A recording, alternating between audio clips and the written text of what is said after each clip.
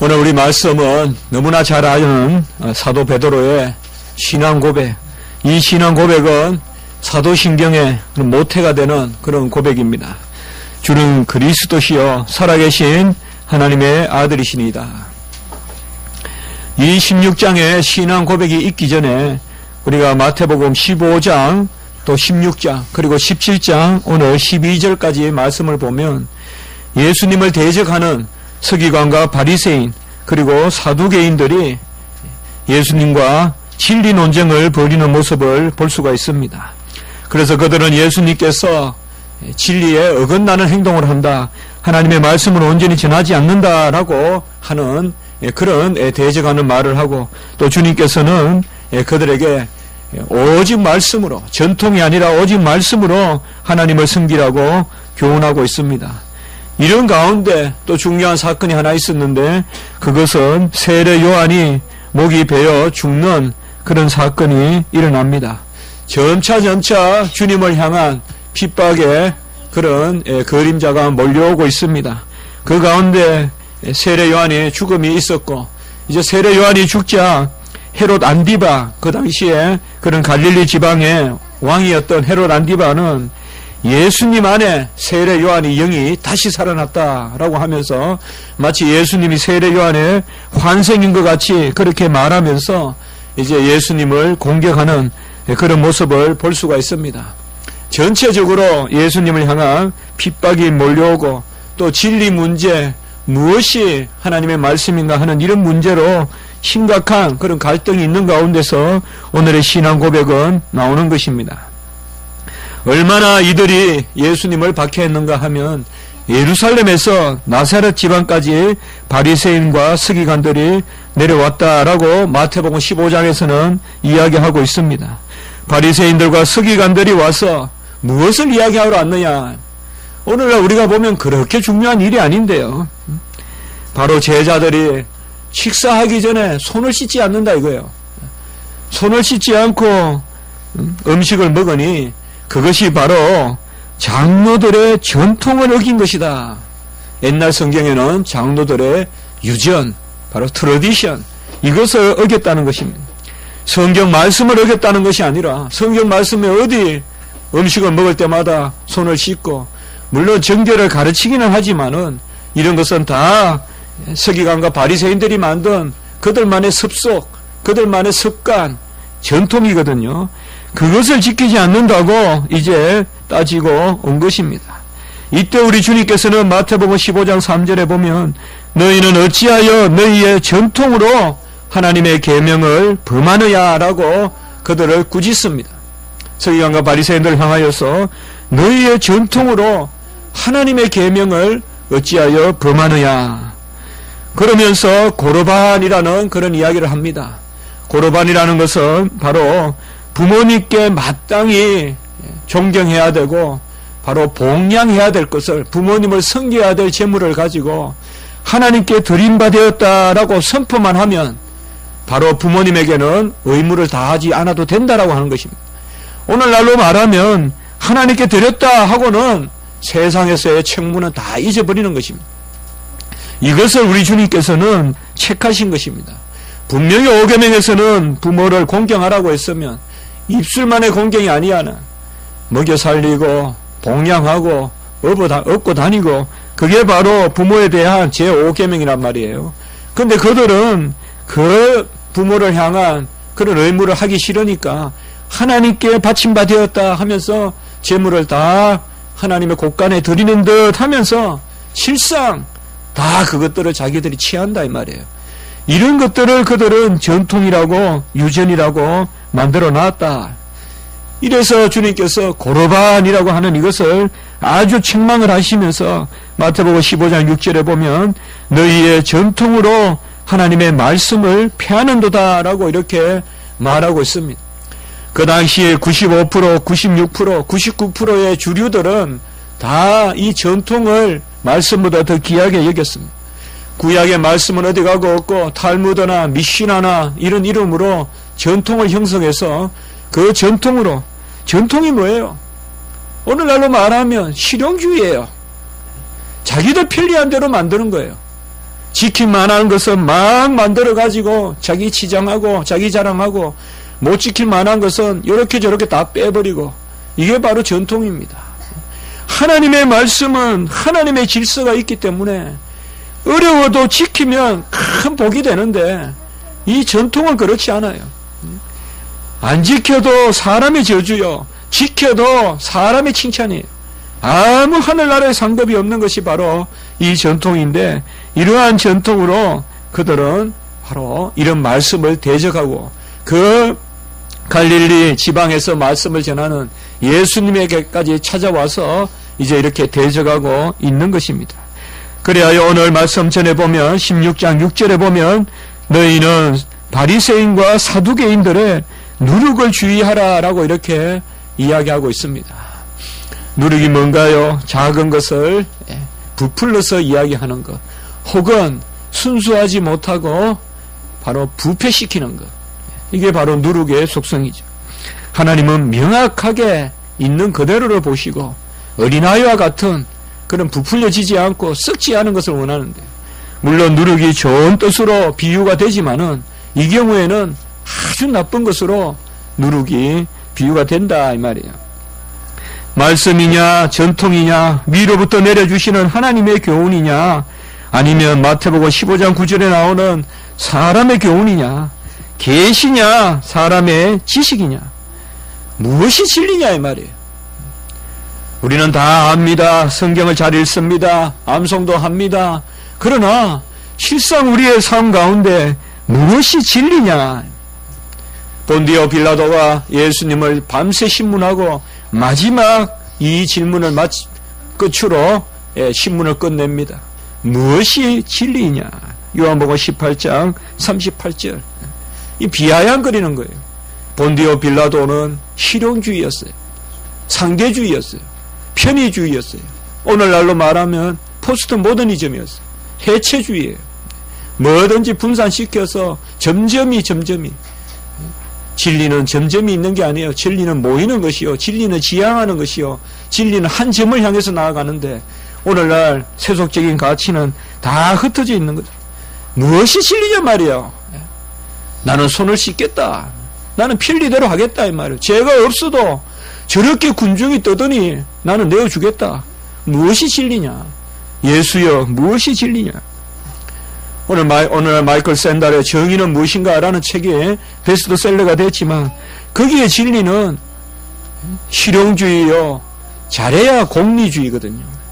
실용주의, 공리주의는 세상을 살아가는 그런 유익함은 있지만 천국 가는 길은 못 됩니다.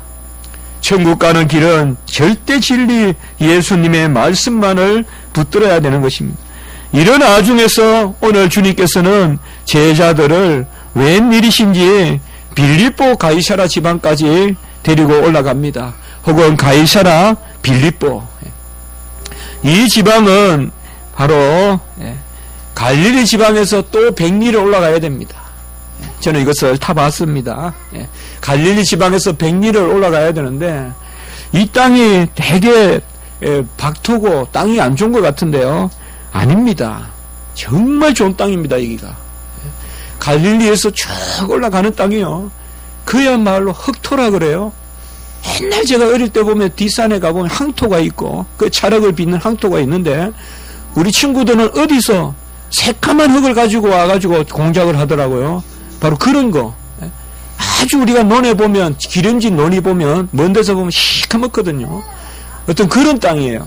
상당히 좋은 땅인데 바로 예수님께서는 그 땅으로 오늘 데리고 올라가십니다. 그러니까 우리가 말하는 이 이스라엘 땅의 최북단이에요. 바로 하나님이 가나안 땅을 주셨다 하면 그 최북단이 바로 빌립보 가이사라 지방입니다. 이 지방의 도시가 라이스라는 도시가 있고 단이라는 도시가 있어요. 우리가 기억해야 될 이름입니다. 라이스라고도 부르고 본래는 라이스고요. 사사기에 보면 이 단 지파가 본래 그 밑에 있다가 못 사니까 이 사람들이 이리 올라가는 거예요. 단 지파가. 그게 우리 사사기에 잘 기록되어 있죠.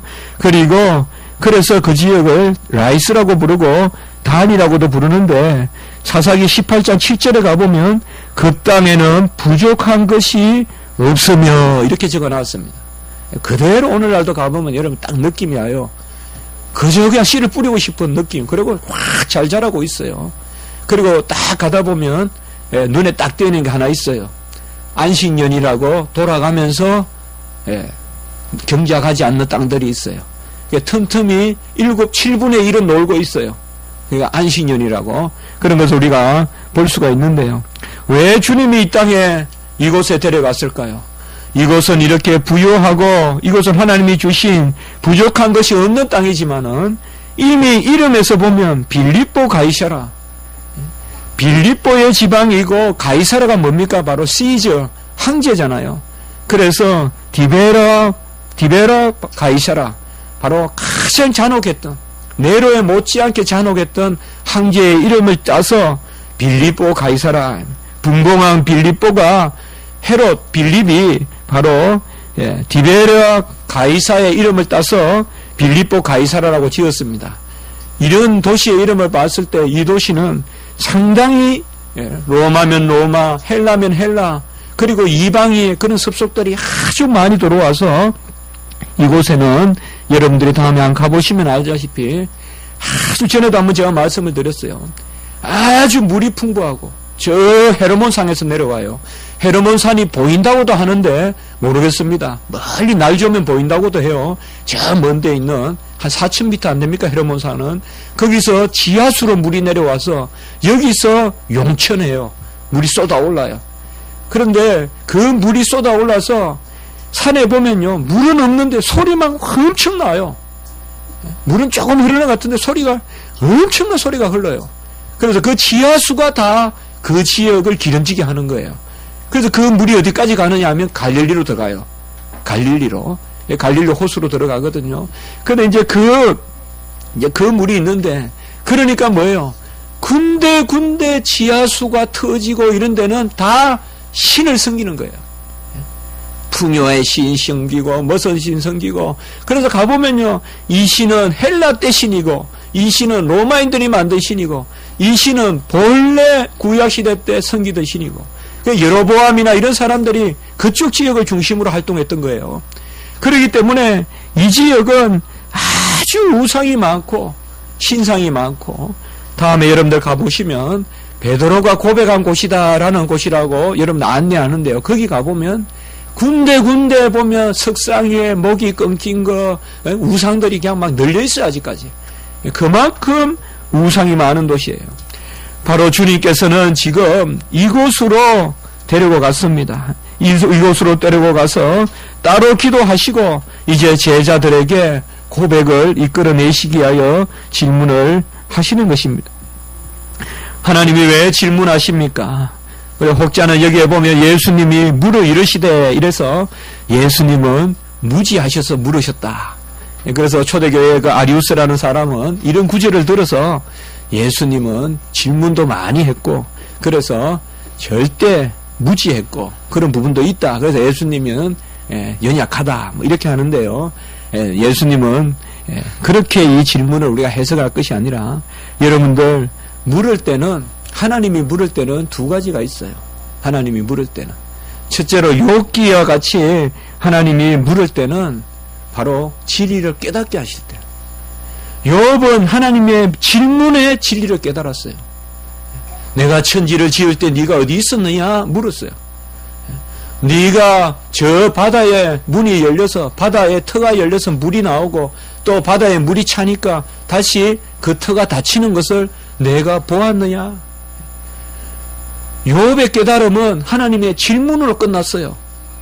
그것에 대해서 욥은 이때까지 내가 귀로만 들었는데 이제 눈으로 주로 배움나이다 라고 고백하면서 욥은 깨닫는 거예요. 그래서 하나님이 질문할 때는 첫째로 깨닫게 하시려고 질문하세요. 두 번째 질문하실 때는 뭐예요? 바로 바요나 시모나 네가 나를 사랑하느냐, 소명을 주실 때 질문해요. 소명을 주실 때 우리가 많은 질문을 받아요. 그때 많이 기도해요. 우리가 그때는 내 몸이 10개라도 모자랄 만큼 뒤틀면서 기도해야 돼요. 왜요? 하나님의 소명은 끝없이 우리와의 깊은 대화 가운데서 던져지는 것이기 때문에 한번 불쑥 그냥 싹 지나가는 시내버스의 광고같이 그렇게 소명이 오지 않아요. 소명은 우리에게 계속 왜요? 소명을 주시면서 이미 하나님은 우리 안에 확신과 은사를 새겨주시기 때문에 하나님은 소명을 주실 때 아주 보면 특별한 일을 하시는 거예요. 아라비아로도 보내고 소명을 주실 때 강야로도 내보내고 하는 것들이 바로 이런 것들이거든요. 그래서 주님은 두 번째 보면 바로 이런 소명을 주실 때 바요나 시몬아 네가 나를 사랑하느냐, 이 질문은 뭐예요? 이제 그 사랑을 가지고 나가라, 이거 소명을 주는. 그리고 오늘 말씀과 같이 이런 질문을 통하여서 하나님은 진리를 깨닫게도 하고 소명도 주시는데, 진리를 깨닫고 소명을 주시는 기본이 뭐냐 이 말이에요. 그게 바로 고백이다 이 말이에요. 우리는 고백적 진리요, 고백 가운데서 삶의 소명을 얻는다 이 말이에요. 고백이 없는 소명은 다 헛되다 이 말이에요. 그건 기계적인 소명이에요. 세상의 일은 다 기계적이지만은 하나님의 일은 고백적 소명이란 말이에요. 그래서 하나님이 오늘 주님이 여기서 질문할 때는 뭐예요? 진리를 고백하게 하고 그리고 소명을 고백하게 하는 그 고백에 이르게 하시는 거예요.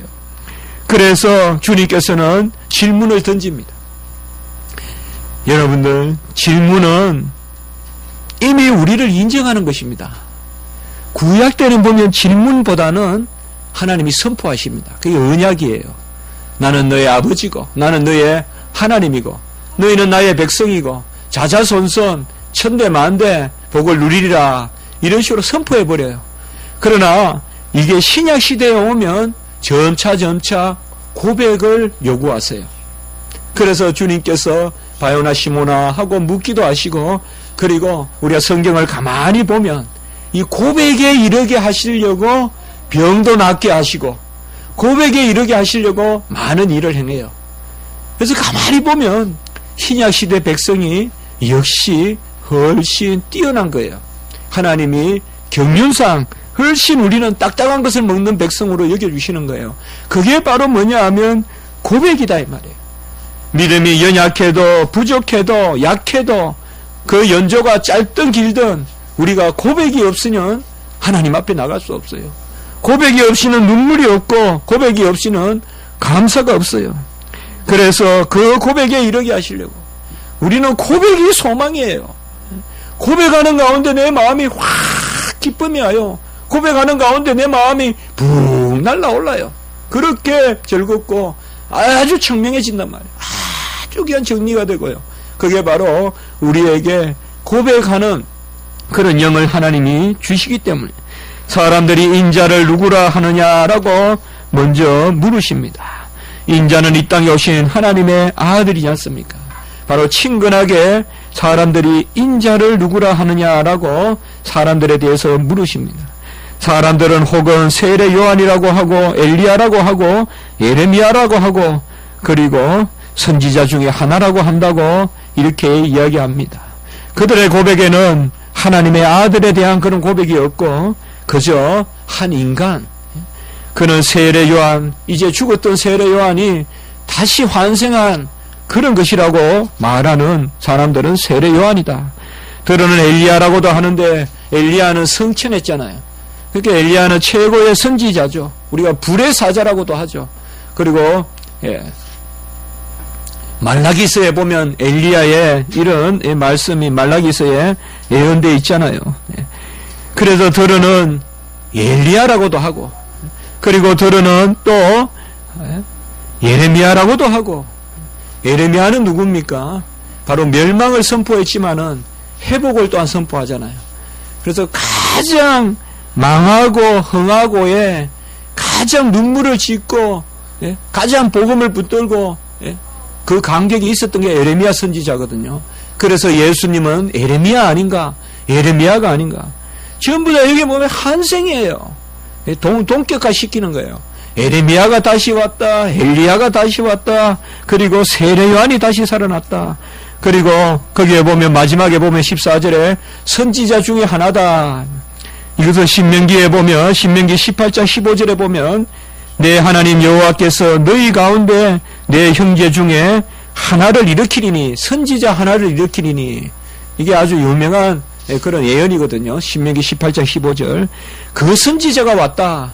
또 이렇게도 이야기합니다. 어쨌든 사람들은 예수 그리스도에 대해서 온전한 고백을 하지 않고 그들은 그저 뛰어난 사람, 또 신령한 사람 정도로 고백합니다. 그때 우리 주님께서는 제자들에게 묻습니다. 너희는 나를 누구로 하느냐? 여기에서 우리가 동그라미 쳐야 될 부분은, 하이라이트 해야 될 부분은, 너희는 나를 누구로 하느냐? 여기에서 주님은 특별히 나를 강조합니다. 나를 강조해요. 그래서 나를 누구로 하느냐 이 말이에요. 이것은 바로 주님 자신을 지금 가르치는 거예요. 제자들은 가만히 보니까 나에 대한 고백이 아니다 이 말이에요.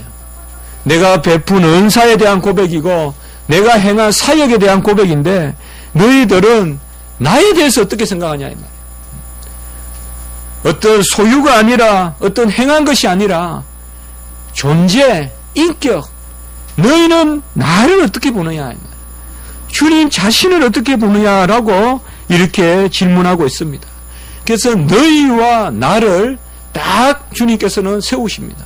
그래서 너는 나를 누구라 하느냐? 바로 고백은 우리가 인격적인 것이거든요. 그러니까 너는 나를 누구라 하느냐? 너는 나 자신을 누구라 하느냐? 나를 봐라. 너희들은 나를 누구라 하느냐? 바로 주님의 나와 우리의 나를 주님께서 맞세우시는 것입니다. 우리 각자의 에고가 있고 주님의 에고가 있는데 각자의 자아를 주님께서 맞세우는 것입니다. 소유로 평가하지 말고 너희들은 나를 누구라 하느냐.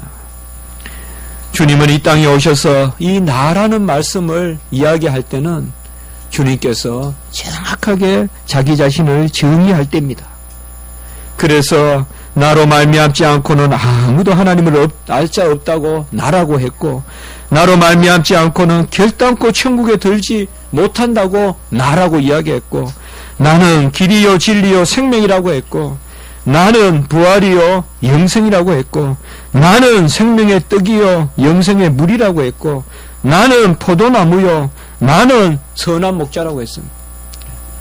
주님은 나에 대해서 말씀하셨어요. 주님은 나를 알기를 원하셨어요. 주님 자신이 누군가를 알기를 원하셨습니다. 이래서 우리도 베드로의 고백에 이르는데 이 베드로는 주는 그리스도시요 이렇게 대답합니다. 우리가 잘 아는 주는 그리스도시요. 여기에 주라는 말이 뭘까요? 여기에 주가 바로 너라는 뜻이에요. 유예요. 유. 바로 헬라어로 수예요. 수에이 호 크리스토스 이렇게 돼 있어요. You are the Christ. 유예요. 나와 너가 지금 대화의 주제가 된 거예요. 너희는 나를 누구라고 하느냐? 에고 나를 누구라고 하느냐 하니까 베드로가 당신은 그래서 너는 당신은이라고 우리가 번역하기 어려우니까 주는이라고 번역했어요. 그냥 당신이라고 번역해도 좋을 뻔했어요. 그러나 그게 우리의 정서상 조금 불경해 보여서 주라고 번역한 거예요. 사실상 그리스도란 말이 주라는 뜻이에요. 당신은 주십니다라는 뜻이에요. 사실 그리스도 주십니다. 그래서 다른 거 아니에요. 예수님은 질문을 통하여서 사람들은 인자를 누구라 하느냐라고 해서 이것은 인자는 3위칭이에요. 인자는 3위칭이에요. 사람들은 3위칭 인자 사람의 아들을 누구라 보더냐. 더러는 세례요한, 더러는 엘리야, 더러는 에레미야, 더러는 선지자 중에 하나라고 하더이다. 이건 전부 다 뭐예요? 3위칭 대화예요. 소유 대화예요. 그것저것 하는 대화예요. 그러나 주님은 뭐예요? 너희는 나를 누구로 하느냐 이 말이에요. 이미 주님의 이 질문에 베드로는 답을 얻었어요. 아, 이것은 여상한 질문이 아니구나. 주님 자신이 누군가 묻는구나. 그랬더니 You are, 당신은 수에이, 그 다음에 정관사를 딱 붙여가지고 The Christ, 호 크리스토스, 당신은 바로 그 그리스도십니다.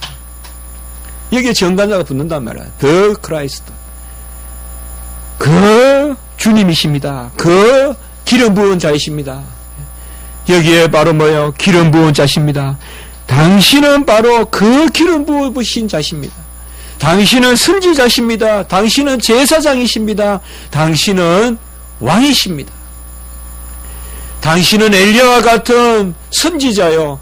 당신은 또 모세와 같은 아론과 같은 제사장이요. 그리고 당신은 다윗과 같은 왕이십니다. 이렇게 고백에 이르렀습니다. 여러분, 우리는 주님 자신을 바라볼 때 고백이 나오는 것입니다. 우리가 모든 것을 내려놓고 하나님 앞에 나아갈 때, 우리가 고백하는 심령으로 나아갈 때는 주님 자신을 바라보는 거예요. 사도신경은 주님 자신에게 드리는 고백이에요. 삼위일체 하나님 자신에게 드리는 고백이지, 삼위일체 하나님께 속한 어떤 그런 곁가지를 두고 우리가 고백하는 것은 아니라는 것입니다.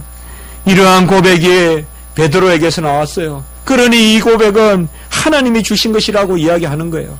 네가 하는 것이 아니라 혈육이 하는 것도 아니요. 17절에 보면 이것을 너게 알게 한 것은 혈육이 아니요 하늘에 계신 내 아버지시니라. 바로 고백도 하나님이 하게 하신다 이 말이에요. 같이 합니다. 고백도 하나님이 주신다. 하나님이 주시는 거예요. 고백 내가 하는 거 아니에요. 내가 하죠 물론. 그러나 하나님이 하게 하시는 거예요.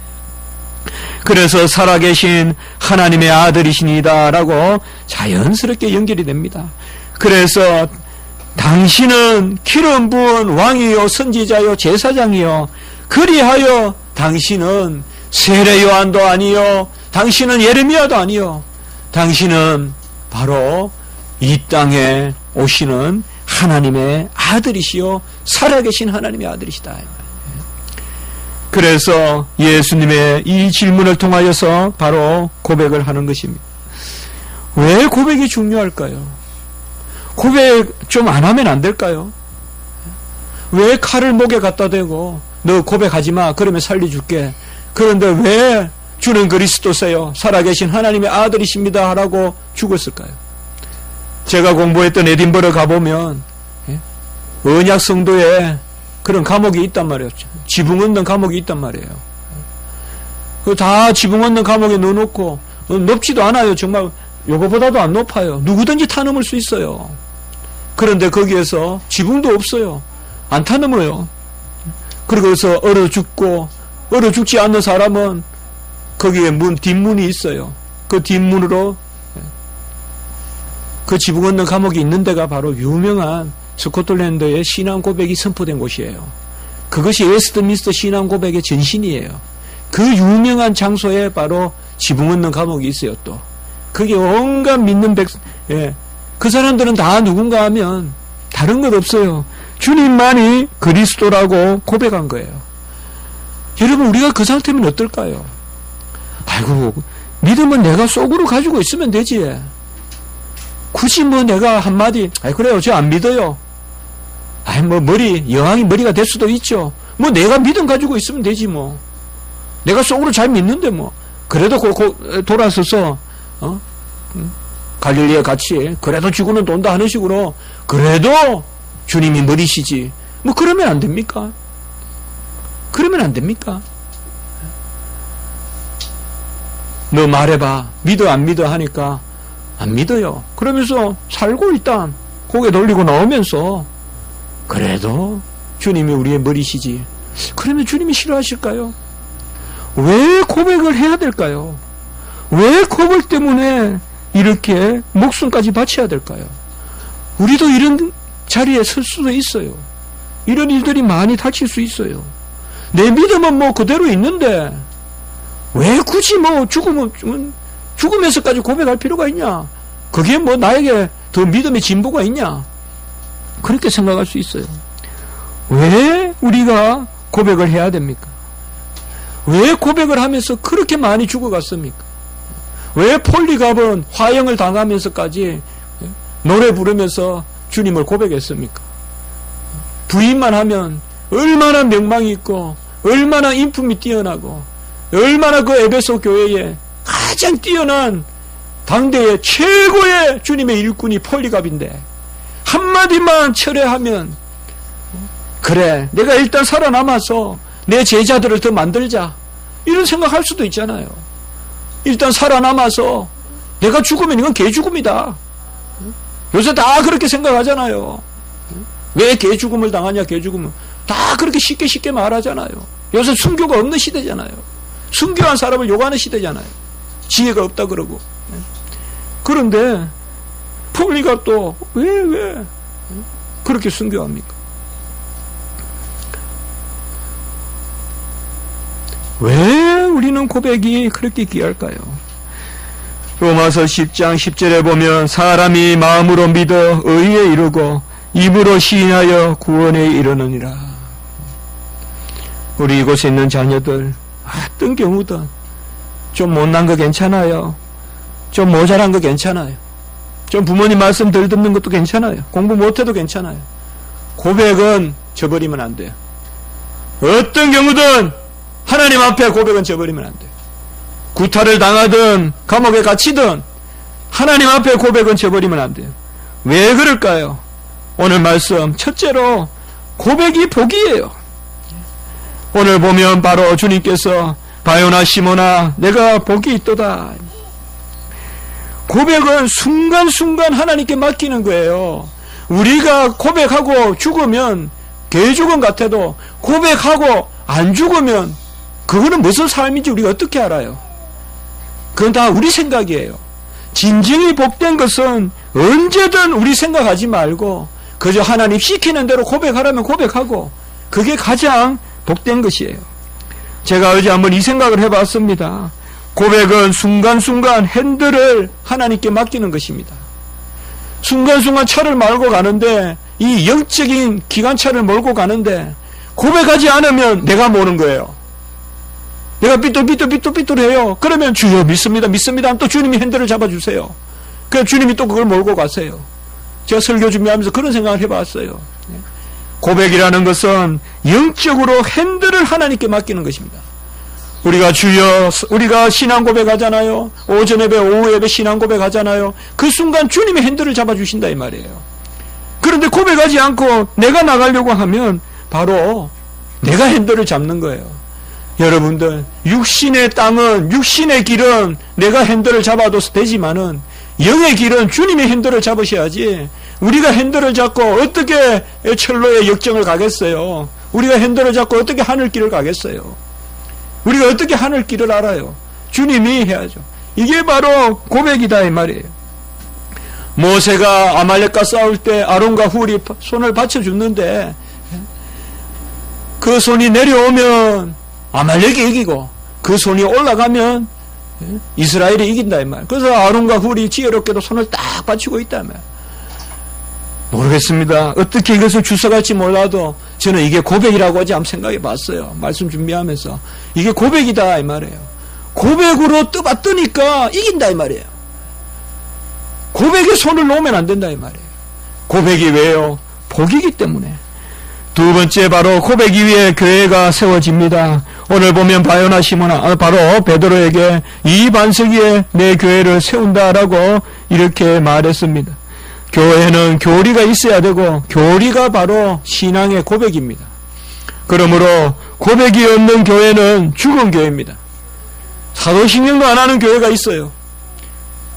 1년 내내 신앙 고백 한 번 안 하는 그런 교회 있어요. 그건 죽은 교회예요. 신앙 고백해야 돼요. 형식 아니에요. 신앙 고백은 하나님이 우리에게 원하시는 거예요.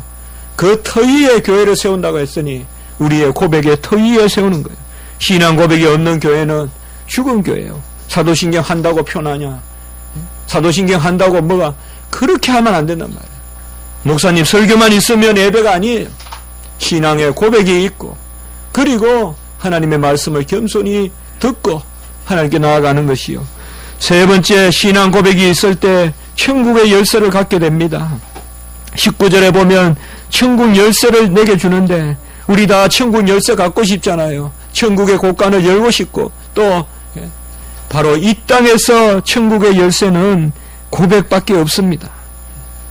고백을 할 때 우리에게 권위가 있습니다.